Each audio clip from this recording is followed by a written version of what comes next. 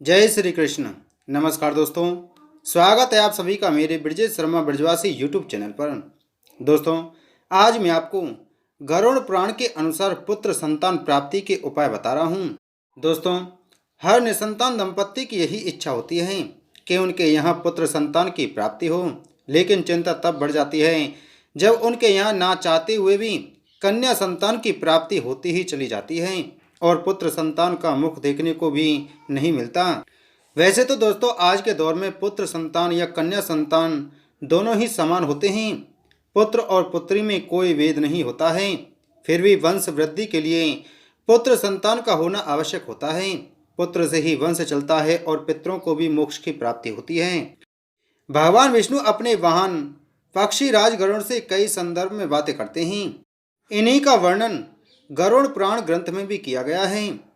इसमें जन्म मृत्यु पुनर्जन्म स्वर्ग नरक के साथ ही ज्ञान विज्ञान और नीति नियमों के बारे में भी बताया गया है। इसलिए इसे 18 महापुराणों में से एक सर्वश्रेष्ठ ग्रंथ माना गया है। उत्तम संतान की प्राप्ति की इच्छा हर दंपति को होती है, क्योंकि संतान अगर उत्तम हो तो इससे समाज में मान सम्मान की वृद्धि होती है। गरुड़ पुराण के 15वें अध्याय में पक्षीराज गरुड़ ने भगवान विष्णु से इसी विषय में प्रश्न करते हैं। गरुड़ के इस सवाल का जवाब देते हुए भगवान बोले, यह प्रश्न बहुत उत्तम है और हर व्यक्ति को इसका ज्ञान होना जरूर चाहिए। भगवान विष्णु गरुड़ से बोले, हे गरुड़, मैं आपको इस संदर्भ में यानी उत्तम संतान प्राप्ति के लिए कुछ उपाय बताता हूँ।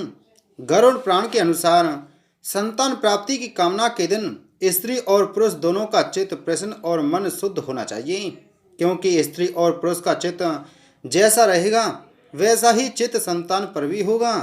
गरुड़ पुराण में भगवान विष्णु कहते हैं कि उत्तम संतान की प्राप्ति के लिए महिला के महामारी यानी मासिक धर्म के दिनों में उसके संपर्क में नहीं रहना चाहिए। मान्यता है कि देवताओं द्वारा स्त्री को माहवारी का श्राप दिया गया था, इसलिए इस दौरान स्त्री की आभा को अशुद्ध माना जाता है। महामारी के 5वें दिन महिला को स्नान कर शुद्ध होना जरूरी होता है। इसके बाद ही पुरुष महिला के साथ एक कमरे में निवास कर सकते हैं। हालांकि संतान प्राप्ति के लिए भी यह समय अनुकूल नहीं होता है।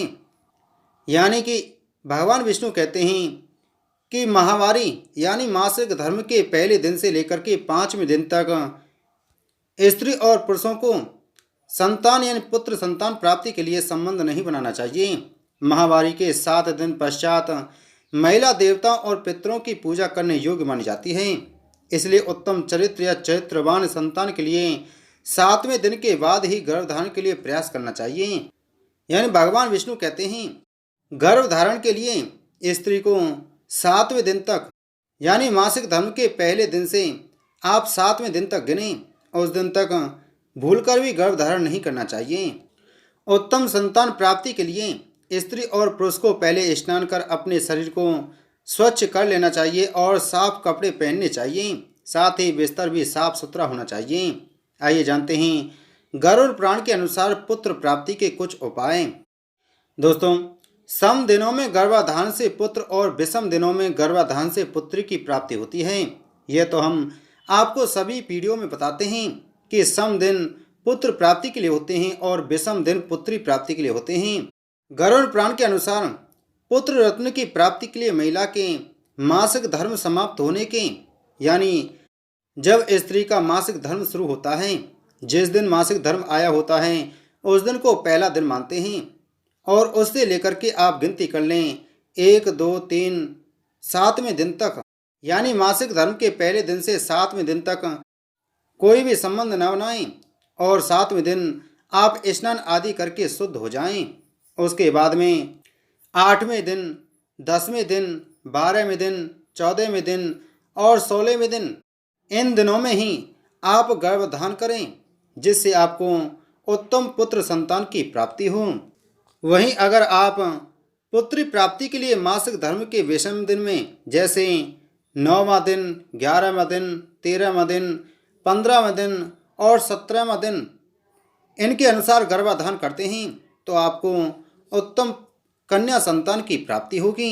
लेकिन मासिक धर्म के 18वें दिन बाद के मिलन से संतान प्राप्ति की संभावना बहुत कम हो जाती है।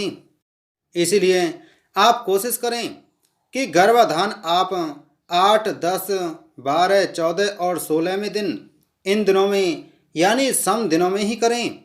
और गर्भाधान करते समय आप भगवान का ध्यान जरूर करें और उनसे प्रार्थना जरूर करें कि हे भगवान, हमें उत्तम पुत्र संतान की प्राप्ति अवश्य हो। दोस्तों, इसी के साथ में आप कुछ विशेष बातों का ध्यान भी रखें। दोस्तों, जैसा कि हमने बताया था कि मासिक धर्म के 5वें या 7वें दिन महिला स्नान करके शुद्ध होती है, तो उसी के साथ में 5वें या 7वें दिन के बाद से महिला को हमेशा मधुर और मीठा भोजन ही करना चाहिए। महिलाओं को 5वें दिन या 7वें दिन के बाद से तीखा, चटपटा, मसालेदार भोजन नहीं करना चाहिए। इससे बच्चे के ऊपर भी बहुत फर्क पड़ता है। पुरुष को भी दूध और दूध से बनी स्वादिष्ट व्यंजनों का ही उपयोग करना चाहिए, यह श्रेष्ठ माना जाता है। स्त्री के रजो काल से ही पुरुष को ब्रह्मचर्य का पालन करना आवश्यक होता है। पुरुष को भी रोजाना सुबह सूर्योदय से पहले उठकर दैनिक कार्यों से निवृत्त होकर ध्यान, साधना और पूजा पाठ के लिए समय देना आवश्यक होता है। इससे आने वाली संतान के ऊपर बहुत अधिक प्रभाव पड़ता है। तो दोस्तों, उम्मीद है आपको यह वीडियो अच्छी लगी होगी, तो वीडियो को लाइक करें, वीडियो को ज़्यादा से ज़्यादा शेयर करें। अगर आप हमारे चैनल पर पहली बार आए हैं तो चैनल को सब्सक्राइब कर बगल में घंटी के बटन को जरूर दबाएं। जय श्री कृष्ण।